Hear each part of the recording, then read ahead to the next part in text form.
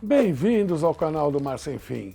No programa de hoje nós vamos mostrar um pouquinho do arquipélago de Alcatrazes, que fica no litoral norte paulista. Mas antes, inscreva-se nesse canal, compartilhe, curta, comente. Nós precisamos de muita gente para fazer com que o poder público mude a sua relação com o mar.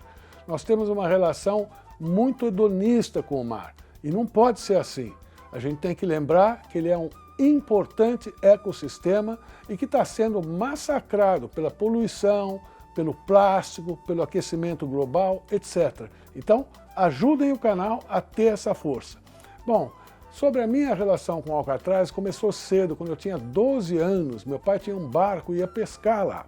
E eu odiava nessa época, porque para pescar próximo do costão, o barco balançava assim, era uma coisa impressionante. Eu enjoava sem parar um minuto, vomitava o tempo inteiro, tinha horror daquilo.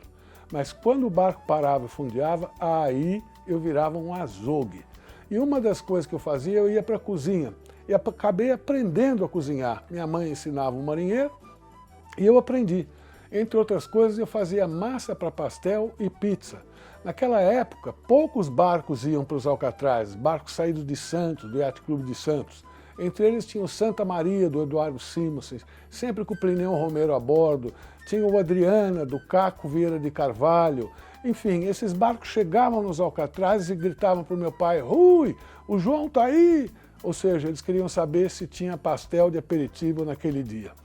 O fato é que agora nós voltamos para lá recentemente, depois que a Marinha tomou conta da ilha por mais de 20 anos, para fazer tiro ao alvo, treinar tiro ao alvo de canhões da Marinha. Finalmente, ela se tornou uma unidade de conservação e nós fomos lá visitar. Embarque com a gente.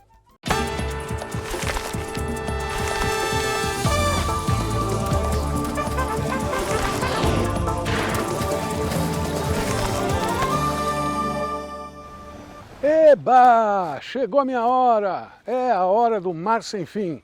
A gente já mostrou para vocês alguns detalhes do litoral norte de São Paulo, Ubatuba, São Sebastião, e hoje nós vamos mostrar uma das maiores belezas do litoral do Brasil, o arquipélago de Alcatrazes, que fica aqui também no litoral norte e é o maior ninhal de aves de todo o Atlântico Sul. Nós vamos junto com o pessoal do ICMBio. Hoje ela é uma unidade de conservação federal do bioma marinho e o pessoal do ICMBio então vai mostrar o que eles estão fazendo lá. Eu convido você para embarcar com a gente agora. Vamos nessa?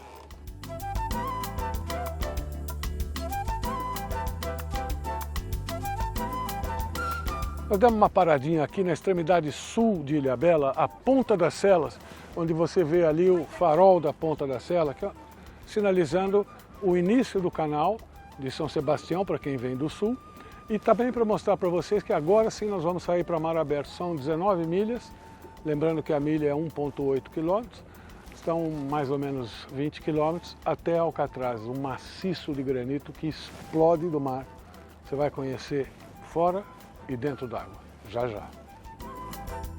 Nesse momento nós já estamos dentro da Revis, o Refúgio de Vida Silvestre dos Alcatrazes.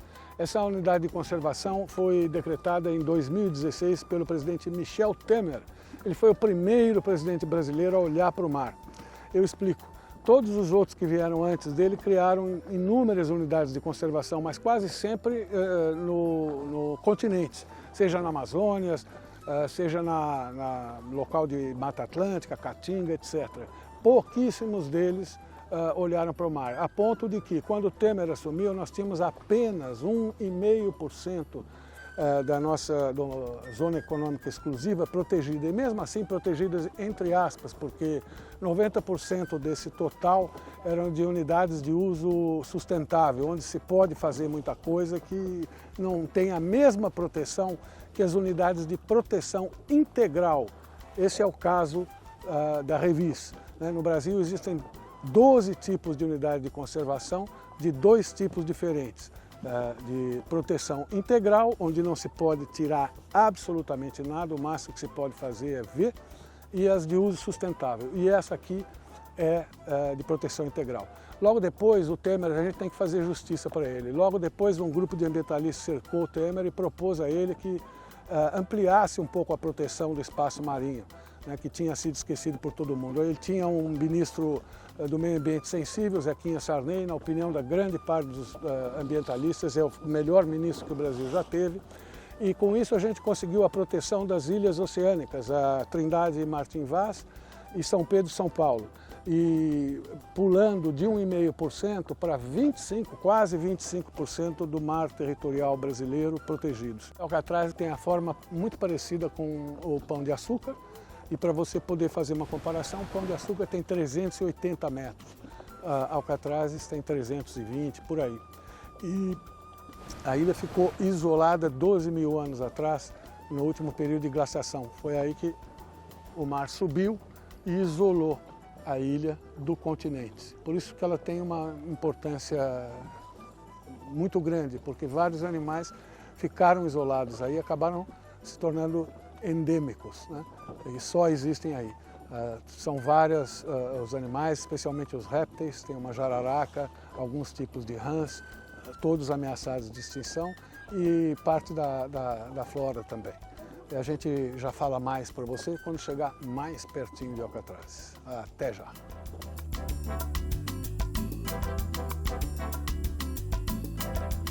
Bom, conforme eu disse para você, começou então, depois da escolha de Alcatrazes como alvo para a Marinha do Brasil, foi obviamente proibido das pessoas virem para Alcatrazes e tudo, e começou então uma disputa ambiental que foi uma das mais bonitas brasileiras, se iguala a quase a formação de outra emblemática unidade de conservação, a Estação Ecológica Jureia Itatins, que você vai conhecer em breve. Mas por enquanto vamos falar de Alcatraz. Então começou uma disputa entre ambientalistas de um lado e a Marinha do Brasil de outro. Foi criado o Projeto Alcatraz nos anos 80 pelo biólogo Fausto Pires de Campos e o fotógrafo Roberto Bandeira. O Projeto Alcatraz, eles pediam autorização para a Marinha e vinham para cá estudar o arquipélago, o que tinha de interessante aqui, e ao mesmo tempo pressionando a Marinha para parar com esse absurdo de dar tiro na ilha, não é? E demorou muito, mas afinal conseguiram. Nos anos 90, o então deputado Fábio Feldman entrou com um projeto para transformar, na Câmara dos Deputados, para transformar Alcatrazes em Parque Nacional. Não avançou esse projeto. Para você criar uma unidade de conservação é ou por decreto federal ou por projeto de lei. Não avançou, mas o pessoal então dos ambientalistas resolveram radicalizar, entraram na justiça. E aí, em 1991, se eu não me engano, 92, a Marinha foi proibida de dar tiros aqui, e durou alguns anos essa proibição. Finalmente, mais na frente, a Marinha teve o bom senso de ouvir o clamor da opinião pública e resolveu abrir mão de Alcatrazes, desde que a Ilha da Sapata, que fica aqui, você vê aquele desenho na pedra, é um dos alvos que a Marinha pinta no costão, desde que a Ilha da Sapata ficasse de fora da unidade de conservação. Então assim foi feito.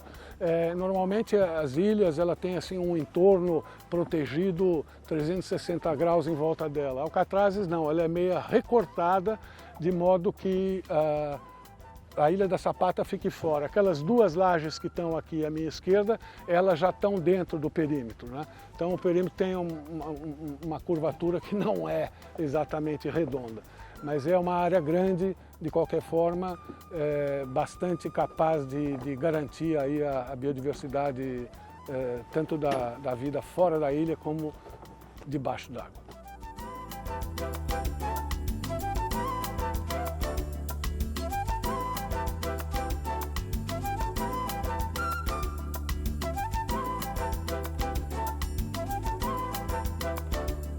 Então, nós estávamos falando para você sobre o incêndio de Alcatrazes de 2002 e parece que a sina desse arquipélago é essa.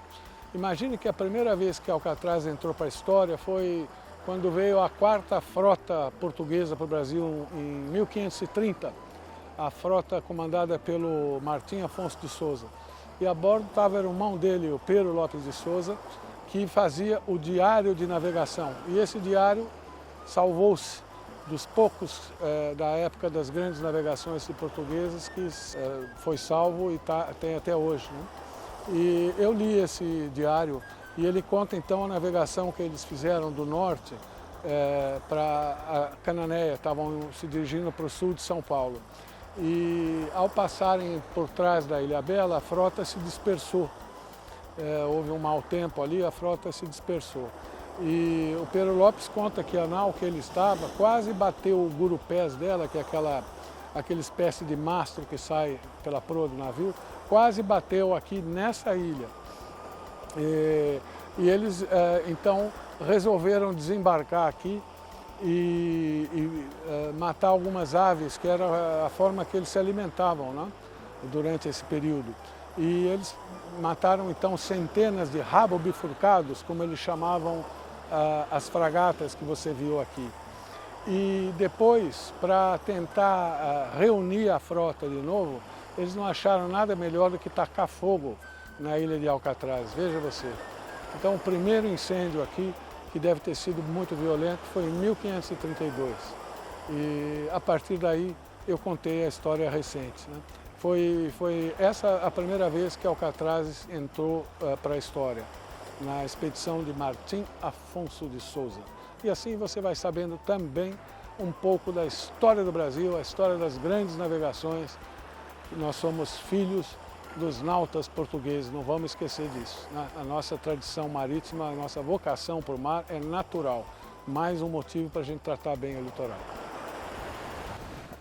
Bom, eu espero que vocês tenham gostado desse primeiro programa de Alcatraz e se gostaram, inscreva-se no canal e ativem as notificações. Nós precisamos de uma massa de gente para mudar a relação do brasileiro com o mar. E no próximo episódio nós vamos ver alcatrazes debaixo d'água, a fantástica fauna marinha, mas também os muitos problemas. Até já!